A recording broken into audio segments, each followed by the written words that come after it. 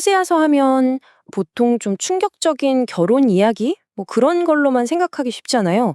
근데 사실 그게 다가 아니에요. 오늘은 이 책이 사실은 성경 전체를 꿰뚫는 어떤 거대한 이야기? 그러니까 절대 포기하지 않는 하나님의 사랑에 대한 정말 깊은 이야기라는 걸 같이 한번 파헤쳐보려고 합니다. 자, 그럼 바로 본론으로 들어가 볼까요? 이 이야기의 시작부터가 정말 충격적이에요. 아니, 하나님이 왜 자기 선지자한테 부정한 여자랑 결혼하라고 명령하셨을까요? 정말이지 상식적으로 이해가 안 가잖아요, 그쵸? 바로 이 질문, 이 물음표가 호세아서 전체를 풀어내는 가장 중요한 열쇠가 됩니다. 이 진짜 이상한 질문에 답을 찾으려면요, 우리가 좀 특별한 안경을 껴야 해요. 바로 구속사라는 렌즈인데요. 어렵게 들릴 수 있는데 쉽게 말하면 성경 전체가 사실은 따로따로 떨어진 이야기가 아니라 하나의 거대한 통일된 이야기라는 관점이에요. 이렇게 보면 이 모든 사건들이 어떻게 하나의 큰 그림으로 착착 맞아들어가는지 그게 보이기 시작하거든요.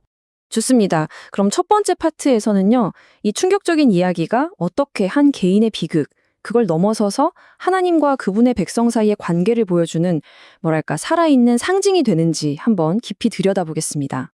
네, 바로 그거예요. 호세아가 겪는 이 가슴 아픈 고통, 이게 그냥 개인적인 불행이 아니었다는 거죠. 이건 훨씬 더 큰 그림, 그러니까 당시 이스라엘 민족 전체의 영적인 상태를 그대로 보여주기 위한 하나님의 의도적인 설정이었던 셈이에요. 다시 말해서 호세아가 느끼는 그 아픔이 바로 하나님의 아픔 그 자체였던 거죠.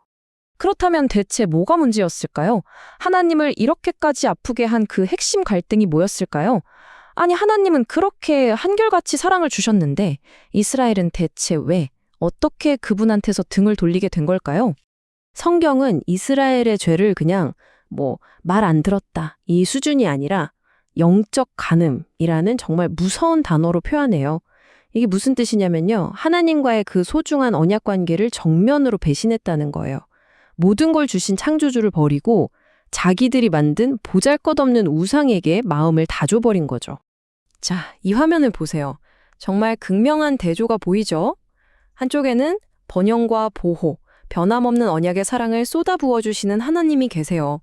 그런데 다른 한쪽에는 그 모든 사랑을 까맣게 잊어버리고 우상에게 절하는 이스라엘의 배신이 있죠.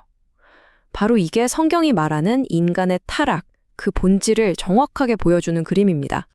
그런데 말이죠. 이제 이야기의 분위기가 확 바뀝니다. 이 짙은 심판의 어둠 속에서 정말 믿기 힘든 한 줄기 희망의 빛, 놀라운 회복의 약속이 어떻게 나타나는지 한번 같이 보시죠. 잠시만요. 이 말씀 한번 들어보세요. 셋째 날에 우리를 일으키시리니. 와, 정말 모든 게 끝났다고 생각하는 그 절망의 한가운데서 선포된 이 약속. 이게 과연 뭘 의미하는 걸까요? 이게 진짜 놀라운 게 뭔지 아세요? 이 구절이요, 무려 700년 뒤에 일어날 예수 그리스도의 부활을 너무나도 정확하게 가리키고 있다는 거예요. 바로 이게 성경을 하나의 큰 이야기로 볼 때만 발견할 수 있는 전율 같은 거죠.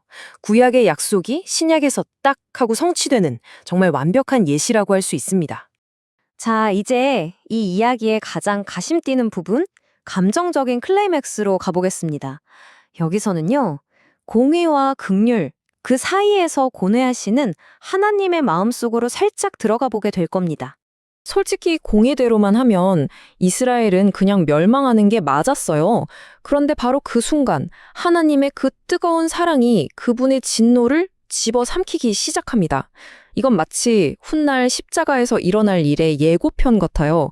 심판을 퍼붓는 대신에 하나님이 직접 그 모든 고통을 끌어안기로 결심하시는 바로 그 순간인 거죠. 내 마음이 내 속에서 돌이키어. 이 구절이 바로 호세아서 전체의 심정이라고 할 수 있습니다. 핵심 메시지는 정말 이거 하나예요. 하나님의 그 공의로운 분노가 아무리 크다 해도 그분의 긍휼, 그분의 사랑은 정말 비교도 안 될 만큼 훨씬 더 크다는 겁니다. 자, 이제 거의 다 왔습니다. 마지막 파트에서는요, 이 모든 일 끝에 하나님께서 어떻게 우리를 다시 초대하시는지, 그리고 돌아오는 자들에게 어떤 놀라운 치유를 약속하시는지, 거기에 한번 집중해 보겠습니다. 그 모든 심판의 경고와 또 그 뜨거운 사랑의 고백 끝에 하나님은 아주 명확하고 단순한 한마디를 건네세요. 바로 돌아오라는 겁니다. 이 부르심은요, 수천 년 전 이스라엘에게만 해당되는 게 아니에요. 바로 오늘, 지금을 살아가는 우리 모두에게 동일하게 울려 퍼지는 목소리입니다. 그리고 보세요. 이 초대에 네 하고 응답하는 사람들에게 주어지는 약속이 정말 너무나 아름답습니다. 그냥 그래, 죄를 용서해 줄게 여기서 끝나는 게 아니에요. 그걸 넘어서서 하나님과의 관계 안에서 완전히 치유되고 다시 싱싱하게 번성하고 풍성한 열매를 맺는 삶, 그야말로 완벽한 회복을 약속하시는 거죠. 자, 이제 호세아서의 마지막 구절입니다. 이 말씀이 우리 앞에 딱 두 갈래 길을 보여주는 것 같아요. 하나님의 그 변함없는 사랑의 길을 따라 함께 걸어갈 것인가?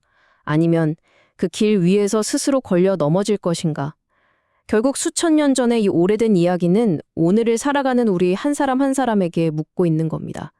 당신은 어떤 길을 선택하시겠습니까?